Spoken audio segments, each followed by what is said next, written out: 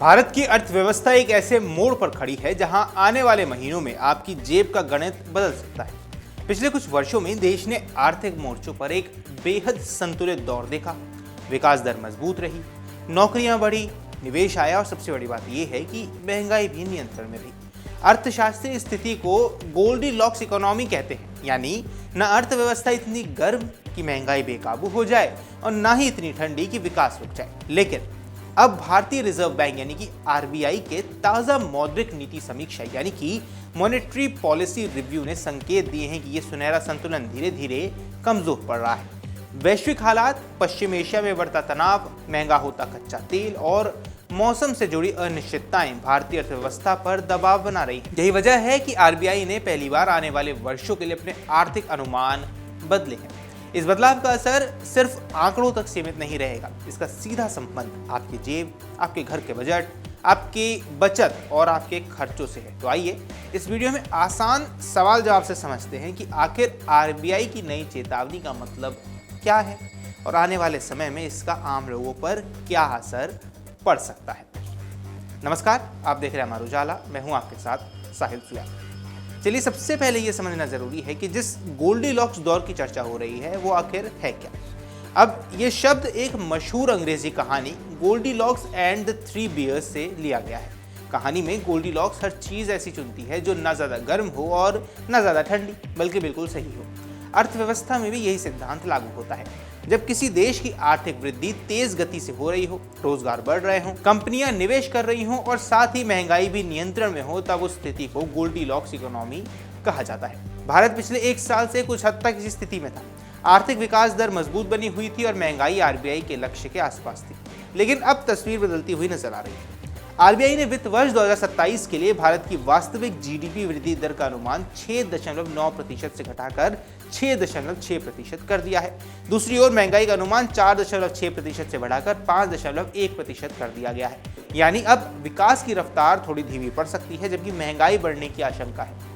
अब ये सवाल हर किसी के मन में आ सकता है कि आखिर कुछ महीने पहले तक अर्थव्यवस्था मजबूत नजर आ रही थी, फिर अचानक आरबीआई को विकास दर घटाने और महंगाई बढ़ने की चिंता क्यों होने लगी। इसका सबसे बड़ा कारण है भारत के बाहर की कुछ परिस्थितियां। सबसे पहला, पश्चिम एशिया में तनाव। अब आज दुनिया की अर्थव्यवस्था एक दूसरे से जुड़ी हुई है। अगर दुनिया के किसी बड़े क्षेत्र में संकट पैदा होता है तो उसका असर पूरी दुनिया पर पड़ता है। पश्चिम एशिया में लंबे समय से जारी संघर्ष और भू राजनीतिक तनाव ने वैश्विक व्यापार को प्रभावित किया है। कई महत्वपूर्ण समुद्री व्यापार मार्गों पर खतरे भी बढ़े हैं। जहाजों की आवाजाही प्रभावित हुई है और परिवहन लागत बढ़ी है। जब वैश्विक सप्लाई चेन प्रभावित होती है तो वस्तुओं की कीमतें बढ़ जाती हैं। दूसरा, कच्चे तेल की बढ़ती कीमतें। अब भारत अपनी जरूरत का लगभग 85% कच्चा तेल आयात करता है, इसलिए अंतर्राष्ट्रीय बाजार में तेल की कीमतों का सीधा असर भारतीय अर्थव्यवस्था पर पड़ता है। अप्रैल और मई के दौरान अंतर्राष्ट्रीय बाजार में कच्चे तेल की कीमतें लगभग $110 प्रति बैरल के आसपास बनी रही। अब ये स्तर पिछले कई महीनों की तुलना में काफी ज्यादा है। तेल महंगा होने का मतलब सिर्फ पेट्रोल और डीजल महंगा होना नहीं, इसका असर लगभग हर उद्योग पर पड़ता है, क्योंकि परिवहन, उत्पादन और लॉजिस्टिक्स की लागत बढ़ जाती है। तीसरा, मॉनसून और अल नीनो का खतरा। अब भारत की कृषि आज भी काफी हद तक मॉनसून पर ही निर्भर है। मौसम वैज्ञानिकों ने एल नीनो की स्थिति और कमजोर दक्षिण पश्चिमी मानसून की आशंका जताई है। अगर बारिश सामान्य से कम होती है तो कृषि उत्पादन प्रभावित हो सकता है। जब फसलें कम होती हैं तो सब्जियां, फल, अनाज और अन्य खाद्य पदार्थ महंगे होने लगते हैं। यही कारण है कि आरबीआई को खाद्य पदार्थ बढ़ाने की चिंता है। अब आम आदमी की जेब पर इसका क्या असर होगा, इस सवाल का जवाब भी आप जान लीजिए। इन आर्थिक बदलावों का असर आम आदमी की जेब पर सीधे तौर पर नजर आने वाला है। अब कैसे, ये समझिए। सबसे पहला, पेट्रोल और डीजल महंगा हो सकता है। जब कच्चा तेल महंगा होता है तो सबसे पहला असर ईंधन की कीमतों पर नजर आता है। मई से अब तक खुदरा बाजार में पेट्रोल की कीमत में करीब 7.4% और डीजल की कीमत लगभग 8.4% तक बढ़ चुकी है। अगर तेल की कीमतें ऊंची बनी रहती हैं तो आने वाले समय में और बढ़ोतरी हो सकती है। अब इसका मतलब ये होगा कि रोजाना ऑफिस जाने का आपका खर्च बढ़ सकता है, निजी वाहन चलाना महंगा हो सकता है, माल ढुलाई की लागत बढ़ेगी, बस और टैक्सी किराए पर दबाव आएगा। दूसरा, रसोई का बजट बिगड़ सकता है। अगर मॉनसून कमजोर रहा और कृषि उत्पादन प्रभावित हुआ तो सब्जियां महंगी हो सकती हैं, दालों के दाम बढ़ सकते हैं, खाद्य तेल महंगे हो सकते हैं, दूध और डेयरी उत्पादों की कीमतें बढ़ सकती हैं। यानी हर महीने की किराने की खरीदारी पर ज्यादा खर्च आपको करना पड़ सकता है। तीसरा, घरेलू सामान भी महंगा हो सकता है। अब कच्चे तेल का इस्तेमाल सिर्फ ईंधन में नहीं होता, रबड़, प्लास्टिक, केमिकल पैकेजिंग और हजारों औद्योगिक उत्पादों के निर्माण में तेल निर्धारित और आधारित होते हैं। अब जब ये महंगा होगा तो इलेक्ट्रॉनिक सामान महंगे हो जाएंगे, प्लास्टिक उत्पादों की कीमत बढ़ सकती है, घरेलू उपयोग की वस्तुएं भी महंगी हो जाएंगी, एफएमसीजी उत्पादों पर दबाव बढ़ जाएगा, आपकी क्रय शक्ति भी कम होगी। अब महंगाई का सबसे बड़ा नुकसान ये है कि आपकी आय की वास्तविक ताकत कम हो जाएगी। अब इसको एक एग्जाम्पल यानी एक उदाहरण से समझिए कि मान लीजिए आपकी सैलरी 50,000 रुपये है। अगर महंगाई तेजी से बढ़ी तो वही 50,000 रुपये पहले जितना सामान नहीं खरीद पाएंगे, यानी आपको वास्तविक क्रय शक्ति कम हो जाएगी। आरबीआई ने भी चेतावनी दी है कि बढ़ती महंगाई परिवारों की खरीदारी क्षमता और उपभोग पर खासा असर डाल सकती है।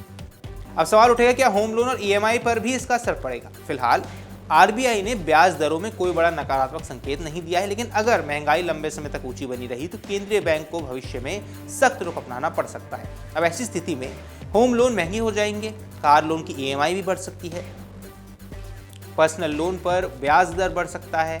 हालांकि अभी तक ऐसी कोई तत्काल स्थिति नहीं है, लेकिन महंगाई पर आरबीआई की नजर बनी हुई है। अब सवाल है कि क्या रोजगार और निवेश पर भी इसका असर पड़ेगा? जब विकास दर का अनुमान घटाया जाता है तो इसका मतलब ये नहीं है कि अर्थव्यवस्था संकट में है। 6.6% की विकास दर आज भी दुनिया की बड़ी अर्थव्यवस्थाओं में सबसे तेज दरों में से एक है, लेकिन विकास की गति धीमी पड़ने का असर कुछ क्षेत्रों पर नजर आता है। कंपनियां निवेश के फैसले सोच समझ कर ले सकती हैं, कुछ उद्योगों में भर्ती की रफ्तार धीमी हो सकती है, निर्यात आधारित क्षेत्रों को वैश्विक परिस्थितियों का सामना करना पड़ सकता है। हालांकि फिलहाल किसी बड़े रोजगार संकट की आशंका नहीं जताई गई। फिर आता है सवाल कि क्या भारतीय अर्थव्यवस्था के पास इन चुनौतियों से लड़ने की ताकत है? तो आरबीआई का जवाब है हाँ। यही इस पूरी कहानी का सबसे सकारात्मक पक्ष है। भले ही चुनौतियां बढ़ रही हैं, लेकिन भारत की बुनियादी आर्थिक स्थिति अभी भी मजबूत बनी हुई है। घरेलू मांग मजबूत है। दरअसल भारतीय उपभोक्ता लगातार खर्च कर रहे हैं। त्योहारों, शादी ब्याह, पर्यटन, मनोरंजन और उपभोक्ता वस्तुओं पर खर्च अभी भी मजबूत बना हुआ है। यही घरेलू मांग अर्थव्यवस्था को सहारा भी दे रही है। अच्छा, विदेशी मुद्रा भंडार रिकॉर्ड स्तर पर है, यानी 29 मई 2026 तक भारत का विदेशी मुद्रा भंडार 682.3 अरब डॉलर तक पहुंच चुका था। अब ये इतना बड़ा भंडार है कि देश लगभग 11 महीने के आयात का भुगतान आसानी से कर सकता है। किसी भी बाहरी आर्थिक झटके के समय ये भारत की सबसे बड़ी ताकतों में से एक है। बैंकिंग सेक्टर मजबूत है। कुछ साल पहले तक भारतीय बैंकिंग सेक्टर एनपीए यानी खराब कर्ज की समस्या से जूझ रहा था, लेकिन अब स्थिति काफी बेहतर हो चुकी है। बैंकों की उधारी 15.4% की मजबूती दर से बढ़ रही है। इसका मतलब ये है कि उद्योगों और उपभोक्ताओं तक कर्ज पहुंच रहा है, जिससे आर्थिक गतिविधियां जारी हैं। अब सरकार का पूंजीगत व्यय लगातार बढ़ रहा है। सड़कें, रेलवे, एयरपोर्ट, बंदरगाह और अन्य बुनियादी ढांचे परियोजनाओं पर भारी निवेश भी हो रहा है। ये निवेश आने वाले वर्षों में आर्थिक विकास को समर्थन देने वाले हैं। अब यहाँ कोर महंगाई नियंत्रण में है। आरबीआई के लिए सबसे राहत की बात यही है कि कोर महंगाई अभी भी लगभग 3.7% पर स्थिर है। अब कोर महंगाई क्या होती है ये समझिए। कोर महंगाई वो होती है जिसमें खाद्य और ईंधन जैसी अस्थिर वस्तुओं को शामिल नहीं किया जाता, यानी कि भारत के भीतर मांग से पैदा होने वाली महंगाई दबाव अभी बहुत ज्यादा नहीं है। यानी समस्या घरेलू अर्थव्यवस्था की कमजोरी नहीं बल्कि बाहरी परिस्थितियां हैं। अब सवाल उठेगा कि आम लोगों को इसमें क्या करना चाहिए? अगर आरबीआई का अनुमान सही है और आने वाले महीनों में महंगाई बढ़ने वाली है, तो ऐसे में परिवारों के लिए कुछ सावधानियां उपयोगी हो सकती हैं, जैसे कि घरेलू बजट का नियमित समीक्षा करें, अनावश्यक खर्चों पर पूरा अपना नियंत्रण रखें, आपातकालीन बचत को मजबूत बनाए रखें, बड़े खर्चों की योजना पहले से बना लें और कर्ज लेते समय ईएमआई क्षमता का ध्यान रखें। निवेश को विविध बनाएं ताकि महंगाई का असर आप पर कम हो। आरबीआई की ताजा समीक्षा ये संकेत जरूर देती है कि भारत का गोल्डीलॉक्स दौर धीरे धीरे समाप्त हो रहा है। विकास दर की मामूली नरमी और महंगाई में संभावित बढ़ोतरी आने वाले समय में आर्थिक चुनौतियां पैदा कर सकती है।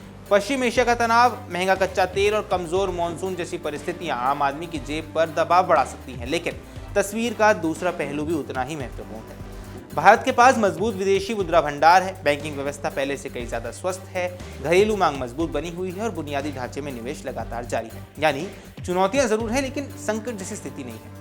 आने वाले महीनों में सबसे बड़ा असर आम लोगों के घरेलू बजट पर पड़ सकता है, इसलिए ये समय घबराने का नहीं बल्कि आर्थिक रूप से अधिक सतर्क रहने का है। अगर वैश्विक हालात सुधरते हैं और मानसून सामान्य रहा तो महंगाई का दबाव भी सीमित रहेगा, लेकिन फिलहाल आरबीआई का संदेश साफ है, अर्थव्यवस्था मजबूत है, मगर आने वाला रास्ता पहले जितना आसान नहीं रहने वाला है। अब इस पर आपकी जो कुछ भी राय है, जो कुछ भी सवाल है, कमेंट सेक्शन में जरूर पूछिए। फिलहाल के लिए इस वीडियो में इतना ही। नमस्कार। अगर आप ये वीडियो YouTube पर देख रहे हैं तो हमारे चैनल को सब्सक्राइब कर बेल आइकन दबाएं और Facebook पर देख रहे हैं तो हमारे पेज को लाइक करें।